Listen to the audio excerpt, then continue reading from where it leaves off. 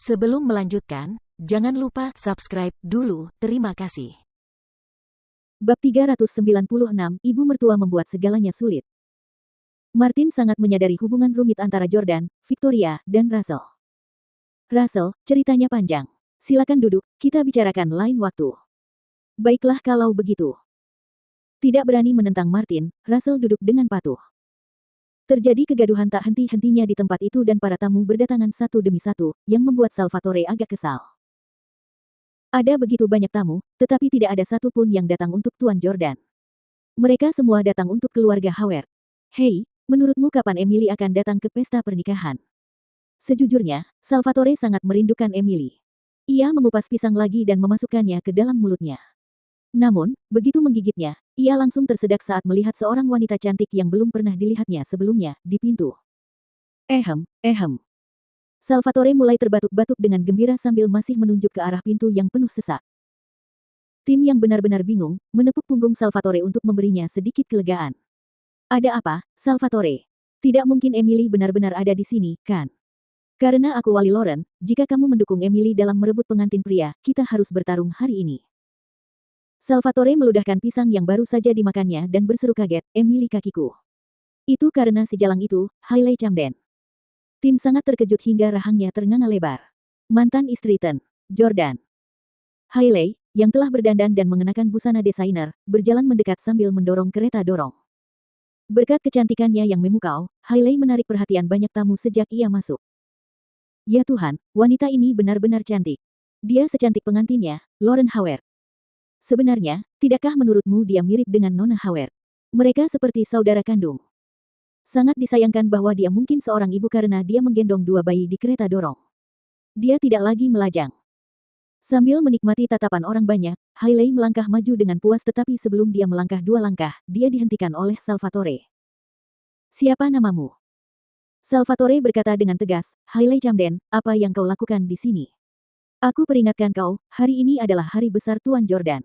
Jangan berani-beraninya kau membuat keributan di sini. Hailey tidak takut pada Salvatore.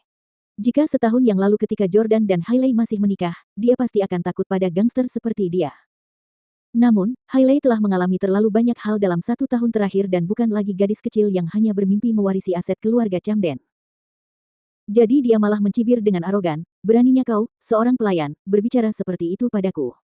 Lihat siapa yang aku dorong di kereta dorong. Dia adalah darah daging tuanmu. Di masa depan, anakku akan mewarisi 100% aset keluarga Stelle. Jika kau berani tidak menghormatiku, itu sama saja dengan tidak menghormati keluarga Stelle.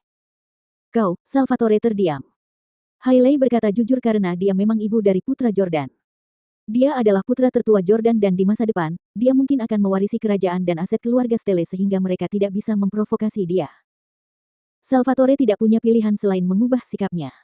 Nona Camden, saya tahu Anda ingin menikah lagi dengan Ten Jordan dan berbaikan dengannya, tetapi dia sudah punya tunangan, jadi saya harap Anda bisa menerima kenyataan dan tidak membuat masalah di pernikahan Ten Jordan.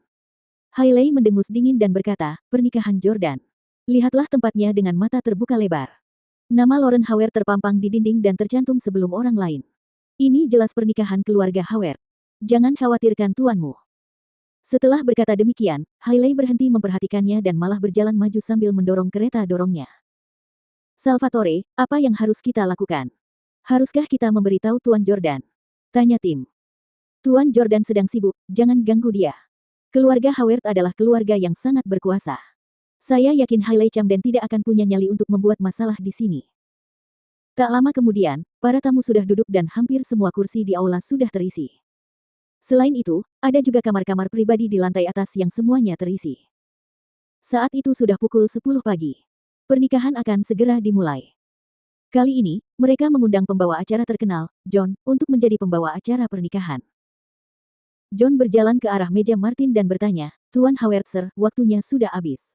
Kita mulai saja. Martin melirik meja di sebelah meja mereka, yang merupakan satu-satunya meja kosong di sana. Meja ini khusus disiapkan Martin untuk keluarga Jordan, jadi tidak ada yang berani duduk di sekitarnya. Anggota keluarga Jordan belum datang. Martin jelas berharap pernikahan akan dimulai hanya setelah keluarga Jordan tiba. Clarice mendengus dingin dan berkata, keluarga Stelle pasti sudah datang tadi malam jika mereka benar-benar ingin menghadiri pernikahan itu. Sekarang pernikahan akan segera dimulai, mereka masih belum terlihat. Kurasa mereka tidak akan datang. Jangan menunggu mereka lagi. Marissa juga tidak senang dengan keluarga Jordan. Ya, jangan menunggu lagi. Martin mengangguk dan berkata, baiklah, kita tidak akan menunggu lebih lama lagi. Mari kita mulai pernikahannya.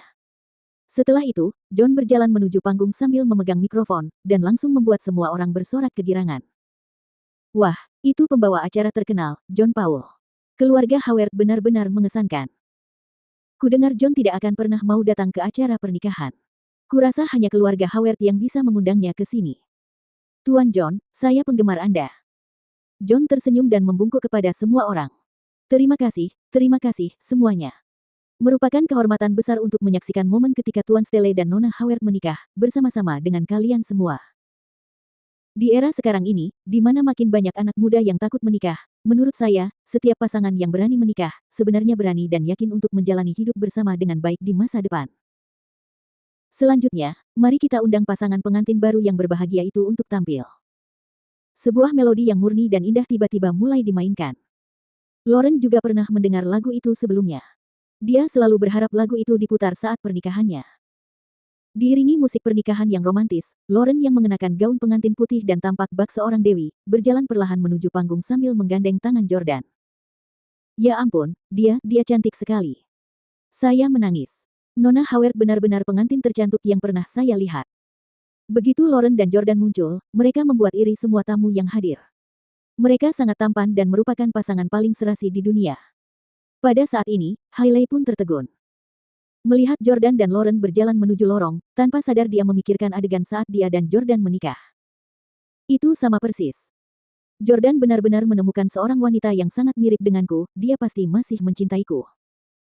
Hati Hailey dipenuhi dengan begitu banyak kecemburuan sampai-sampai ia hampir kehilangan akal sehatnya. Tak lama kemudian, keduanya berjalan ke tengah panggung. John tidak membuang waktu dan keluarga Howard juga tidak membutuhkan pendeta pernikahan. Orang-orang biasa senang jika pembawa acara memeriahkan suasana dan menyaksikan pasangan pengantin baru itu mempermalukan diri mereka sendiri. Sementara itu, keluarga Howard tidak membutuhkan hal-hal seperti itu. John berkata, saya bukan pemuka upacara pernikahan profesional. Mari kita undang ibu mempelai wanita ke atas panggung untuk menyampaikan beberapa patah kata. Di tengah tepuk tangan meriah, Marissa berjalan mendekat sambil membawa selembar kertas di tangan. Jordan meliriknya, hanya untuk melihat kata-kata, persyaratan untuk menjadi suami yang tinggal bersama.